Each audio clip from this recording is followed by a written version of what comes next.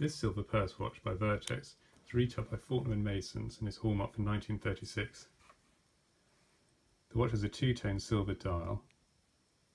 This is hinged within the outer case, which is made of sterling silver with an applied gold monogram to the front.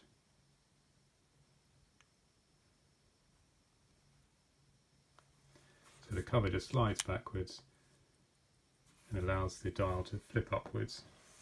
This means you can place it on a bedside table or a desk for easy viewing. And within the case here you have the hallmarks for 1936 and Vertex signature also.